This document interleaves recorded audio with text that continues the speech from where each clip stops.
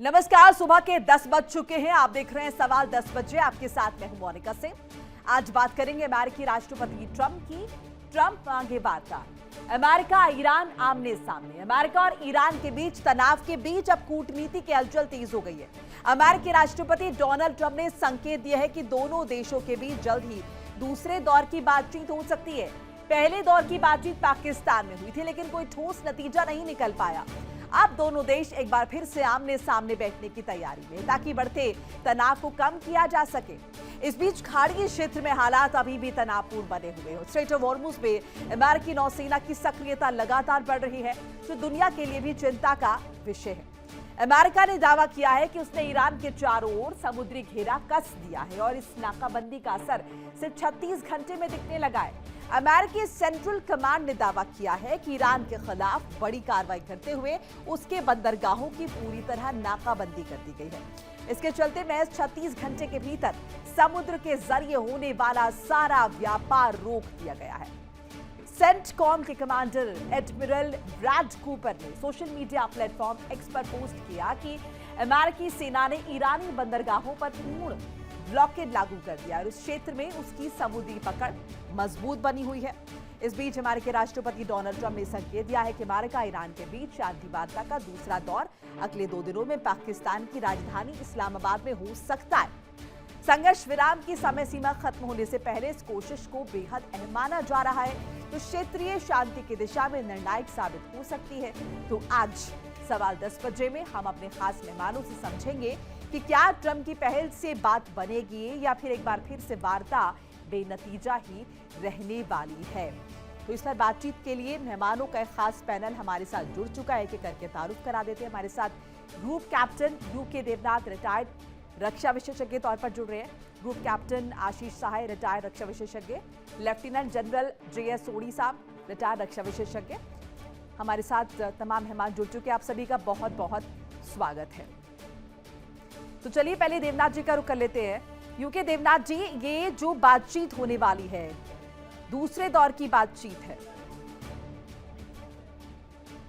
इससे लेकर क्या कयास लग रहे हैं, किस तरह की अटकलें, और क्या हम ये समझे माने कि बातचीत जो है वो बेनतीजा रहेगी फिर से?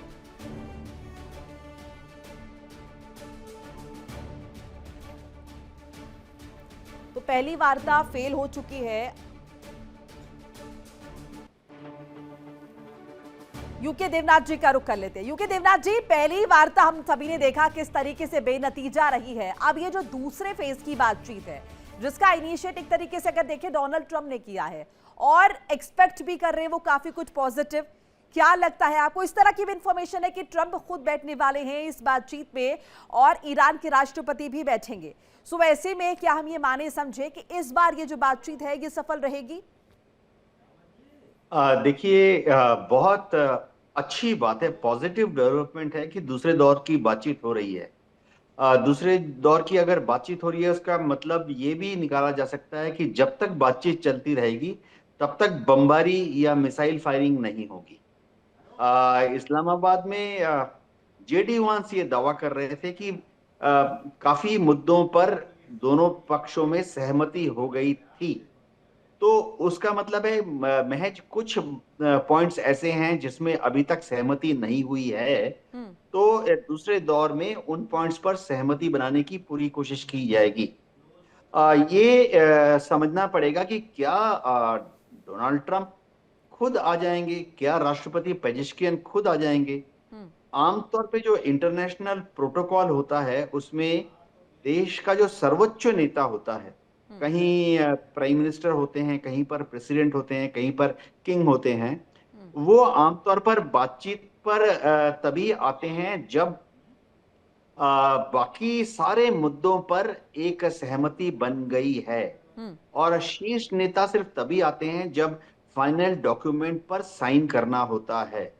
क्योंकि जैसे हम देखते हैं कि देवनाथ जी, इससे पिछले पहले ही जब चर्चा हुई तब भी मैंने इस बात का जिक्र किया, क्योंकि मेरी क्यूरोसिटी इस बात को लेकर बढ़ गई है कि अगर प्रमुख बैठ रहे हैं तो ये तो तकरीबन माने कि बैकडोर बातचीत हो चुकी है या फिर तमाम चीजों पर सहमति बन चुकी है, जैसा कि आप भी जिक्र कर रहे हैं। हाँ, होता ये है कि देखिए, जो लास्ट कहते हैं ना, तुरुप का इक्का हमेशा छोड़ दिया जाता है। अल्टीमेट डेडलॉक को सॉल्व करने के लिए। तो किसी भी बातचीत में राष्ट्रपति, प्रधानमंत्री या किंग कुछ देशों में तभी जाते हैं जबकि उनको फाइनल लास्ट इंटरवेंशन करना होता है या हामी भरनी पड़ती है। डोनाल्ड ट्रंप जो हैं वो व्यक्तिगत तौर से साइकोलॉजिकली, मेंटली उनका कैरेक्टर नहीं है कि वो कहीं जाकर नेगोशिएट कर सकें। वो जब पेजेश्किन के सामने बैठेंगे तो पेजेश्किन तो बहुत, समझिए मैं एक एग्जांपल दे रहा हूं, जी। पेजेश्किन के सामने अगर आ गए तो पेजेश्किन तो बहुत ही नपे-तुले हिसाब से बात करते हैं, हाँ। जबकि Donald Trump comma and full stop और इशारों में ही दूसरी अनर्गल बात कह जाते हैं। तो हाँ। डोनाल्ड ट्रंप के आने से गड़बड़ हो जाएगी। बिल्कुल, एक बार इस पे बाकी जो गेस्ट हमारे साथ जुड़े उनका भी रिएक्शन ले लेते हैं। हमारे साथ लेफ्टिनेंट कर्नल जे.एस. सोढ़ी साहब भी जुड़ चुके हैं और मल्लिका भी हमारे साथ जुड़ चुके हैं, विदेश मामलों की जानकार है। सोढ़ी साहब, आपको क्या लग रहा है, अब ट्रंप खुद बैठ रहे हैं तो ये जो वार्ता है ये सफल होगी या फिर मामला और बिगड़ जाएगा? अब जैसे कि अब यहाँ पर जिक्र किया देवनाथ जी ने भी कि भाई प्रोटोकॉल तो ये कहता है कि अगर सर्वोच्च नेता बैठ रहे हैं तो सब कुछ सॉर्ट हो चुका होगा, लेकिन जिस तरीके का कैरेक्टर है डोनाल्ड ट्रंप का, जिस तरीके के वो स्टेटमेंट्स देते हैं, ऐसे में आपको लग रहा है उतनी गंभीरता से ये बात जो है वो होगी और इसका निष्कर्ष भी निकलेगा? जय हिंद जी। जी। ये मेरा सौभाग्य कि मैं आपके न्यूज चैनल पे और विख्यात को पैनलिस्ट के साथ हूं। अमेरिका और इजराइल में ना हिम्मत है ना शक्ति है इस युद्ध विराम को तोड़ने की और ईरान के साथ दोबारा युद्ध शुरू करने की, क्योंकि जिस तरह से ईरान ने अमेरिका और इजराइल को सैनिक ये क्षति पहुंचाई है, ये दोनों देशों के अंदर ही बड़ा आक्रोश शुरू हो गया। उनकी आवाम उनके नेताओं के खिलाफ, ट्रंप और नेताओं के खिलाफ सड़कों पे आ गई है। अंतर्राष्ट्रीय तौर पे ये दोनों देश बिल्कुल अकेले पड़ गए हैं, कोई भी देश इनके साथ इस युद्ध में आने को तैयार नहीं है। तो ट्रंप के पास अब कोई विकल्प नहीं है बजाय इसके कि अब फाइनल डॉक्यूमेंट पर हस्ताक्षर किए जाएं। 2 दिन पहले ही ट्रंप ने व्हाइट हाउस में कहा था कि हमारा जो पहला बातचीत का दौर हुआ पाकिस्तान में ईरान के साथ, उसमें सारे मुद्दों पे सहमति हो गई थी, एक परमाणु हथियार को छोड़ के। और जिस तरह से पिछले 2 दिन से बार बार जो स्टेटमेंट्स आ रही हैं, इस मुद्दे पे भी मोरलेस ये हामी भर दिए दोनों देशों ने। तो मेरे को लगता है ये जो दूसरा बातचीत का दौरा होगा इस्लामाबाद में, ये पूरी तरह सफल होगा। जैसे मैंने कहा, अमेरिका और इजराइल में तो ना ताकत ना शक्ति है इस युद्ध को दोबारा शुरू करने की। जहां तक ईरान है, ईरान इस युद्ध को नहीं चाहता है। ईरान ने पिछले साल और इस साल भी पहला वार नहीं किया था। पहला वार अमेरिका और इजराइल से आया था और ईरान को उसका जवाब देना पड़ा। तो तीनों देश अपने अपनी जगह अपने अपने कारणों की वजह से इस युद्ध विराम को नहीं तोड़ेंगे और अब ये फाइनल युद्ध विराम के डॉक्यूमेंट पे साइन होगा जो कि पूर्ण युद्ध समाप्ति की ओर हो। क्या इस पर पक्ष है? आपको भी लग रहा है ये बातचीत सफल हो पाएगी? जैसे कि आप इन्होंने जिक्र किया कि इजराइल नहीं चाहता, अमेरिका नहीं चाहता युद्ध, लेकिन इजराइल तो ताबड़तोड़ अटैक्स कर रहा है ना। इजराइल मान लीजिए, चलिए ईरान पर नहीं भी कर रहा है, लेकिन जिस तरीके से वो लेबनान पर अटैक कर रहा है, वो हिजबुल्लाह को टारगेट कर रहा है, ये बात भी ईरान को कहीं एक्सेप्टेबल है? ये कुछ ही देर पहले जी एक नया अपडेट आया है जिसमें डोनाल्ड ट्रंप ने फिर अपनी बयानबाजी शुरू कर दी है, जिसमें वो बात करते हैं कि भाई Iran wants a deal badly और कैसे 20 साल लगेंगे पूरे ईरान को रीबिल्ड करने में, और अभी भी US is not finished, US अभी भी वहां पर चेंज चाहता है। तो कहीं ना कहीं मोनिका जी, जो बयानबाजी चल रही है, जहां पर हम देखते हैं कि डोनाल्ड ट्रंप एक टाइम में डील, युद्ध विराम और मध्यस्थता जो इस्लामाबाद में हुई उससे पहले वो बातचीत करते हैं कि ठीक है, ईरान के साथ हम डील करने के लिए तैयार हैं, जहां पर हम ईरान के साथ टोल टैक्स कलेक्ट करेंगे स्ट्रेट ऑफ हॉर्मूज से। वो इस हद तक भी चले जाते हैं जहां वो स्ट्रेट ऑफ हॉर्मूज को स्ट्रेट ऑफ ट्रंप भी बोल देते हैं। उसके बाद जैसे ही ईरान उनको आंख दिखाता है, बात नहीं मानता है, जीसस क्राइस्ट से कंपेयर करें मल्लिका जी, तो वो कुछ भी कर सकते हैं। अब तो वो अपने आप को भगवान भी मानने लगे हैं। और उसी के ऊपर मोनिका जी एक टिप्पणी करना चाहूंगी कि अभी उनका कल फिर से बयान आया है जीसस क्राइस्ट वाली एआई इमेज में, जहां जेडी वैंस बोलते हैं कि अरे वो तो मजाक में ये चीज बोल रहे थे, डोनाल्ड ट्रंप मजाक में ये चीज बोल रहे थे और उनकी बातों को अन्यथा लिया गया है। और उसके बाद डोनाल्ड ट्रंप इस हद तक जस्टिफाई करने जाते हैं कि भाई मैं तो अपने आप को डॉक्टर बनाना चाह रहा था उसमें। भला ये कौन से ऐसे डॉक्टर होते हैं जिनके हाथ से सूर्य की किरण निकलती है और पीछे से लाइट निकलती है? ये सबको पता है कि वो मल्लिका जीसस जी क्राइस्ट का इंटरप्ट करूंगी, इमिटेशन एक और करना मुझे चाहते याद थे। आ गया क्योंकि बहुत दिलचस्प चल रहा है ये, एक आप बता रही हैं और एक और इसमें एक पोस्ट आ गया, ट्वीट आ गया जिसमें उन्होंने कहा कि अगर मैं राष्ट्रपति नहीं होता तो दुनिया खत्म हो जाती। बिल्कुल मोनिका जी, और उन्होंने उसमें एक और ऐड ऑन करूंगी इस चीज पर, उन्होंने इस हद तक कि वॉशिंगटन हाउस वर्सेस वेटिकन कर दिया है उन्होंने। वो पोप लियो जो खुद ही एक अमेरिकन सिटीजन है, उनका अगर आप ट्रूथ सोशल का बयान पढ़िए परसों का, वो उसमें लिखते हैं कि भाई pope is weak on crime. Pope अगर वेटिकन में नहीं बैठे होते, अगर मैं वॉशिंगटन में प्रेसिडेंट नहीं होता, वेटिकन ने मुझे प्लीज करने के लिए उनको पोप बनाया है। तो पूरा जो इलेक्शन था, जो पोप का इतना बड़ा इलेक्शन होता है जिसमें सब आते हैं, सब इलेक्ट करते हैं और एक बहुत उनका एक टीडियस प्रोसेस होता है, उन्होंने सब खारिज करते कि ये बोल दिया कि भाई वेटिकन मुझे प्लीज करना चाहता है। तो वो इतने सेल्फ अब्सॉर्ब्ड दिख रहे हैं मोनिका जी इस पॉइंट पर, जहां वो एक डील स्ट्राइक करने से अब फिर उनके बयान बदल गए हैं। अब वो बोल रहे हैं कि भाई हम तो बातचीत नहीं करना चाहते, फिर वो सीज फायर की बात करना चाहते हैं। ईरान का अगर आप बयान देखें तो कंटिन्यूसली ईरान एक ही, मैं रिजीम से अग्री नहीं करती हूं, बट उनका एक ही बयान रहा है कि हम बातचीत करने के लिए तैयार हैं, बट हमारे ये पॉइंटर्स हैं। वो कहीं भी अपने बयान बदल नहीं रहे हैं, वो एक टेबल में आने के लिए तैयार भी हो गए। इनफैक्ट इस्लामाबाद में हमने देखा, जो पहले आप जिसके सुप्रीम लीडर को रिमूव कर देते हैं, वो अब बातचीत, डिप्लोमेसी, डायलॉग करने के लिए तैयार हैं। बट डोनाल्ड ट्रंप क्या है कि कभी कुछ एक वो नोटिफिकेशन मल्लिका जी देते, आप ये तो नहीं कह इनफैक्ट रहे, जो तुर्की मीडिया के हवाले से खबर आई थी कि पिछली बातचीत जो इस्लामाबाद में हुई है उसमें दोनों जो पक्षकार बैठे आपस में उनकी हाथापाई की नौबत आ गई, तो आपका ये तो नहीं कहना चाह रही है कि यहाँ भी इस तरह की स्थिति ना बन जाए? हालांकि ईरान के जो प्रमुख है वो काफी संवेदनशील और नपातुला बोलते हैं, लेकिन ट्रंप का कोई भरोसा नहीं है।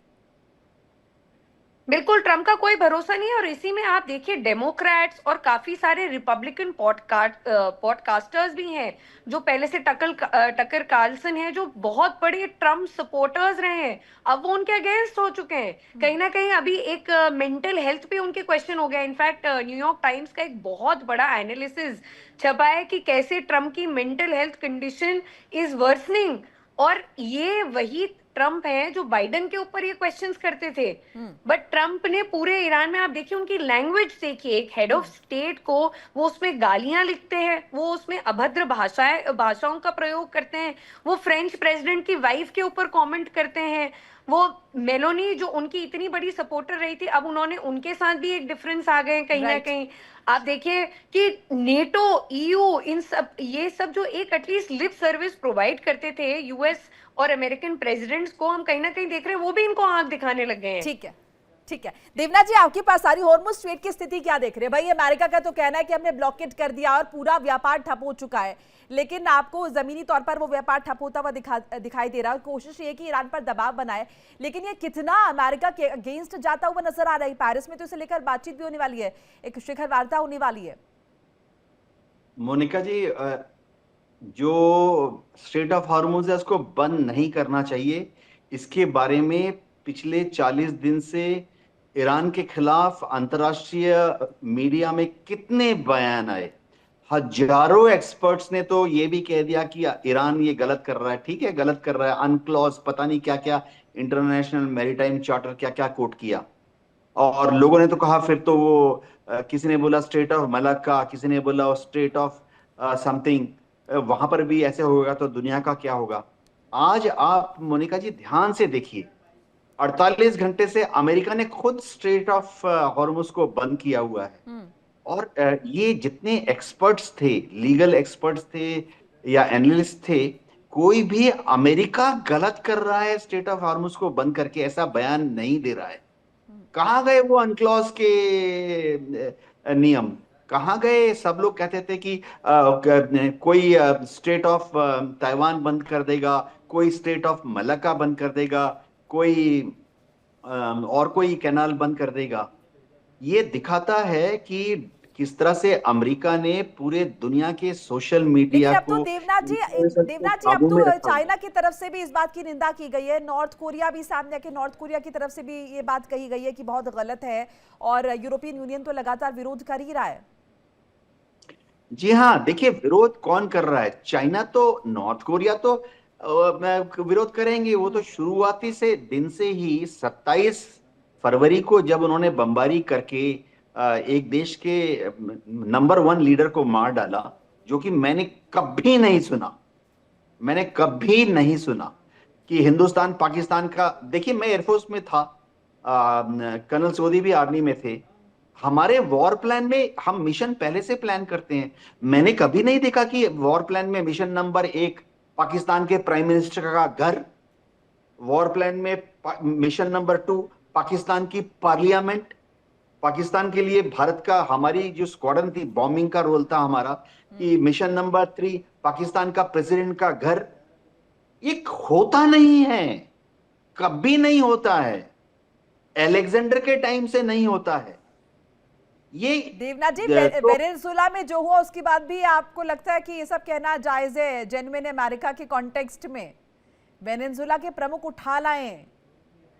मोनिका जी, अभी फिलहाल हालात ऐसी है दुनिया में कि अमेरिका, डोनाल्ड ट्रंप जो कहते हैं वही नियम बन जाता है।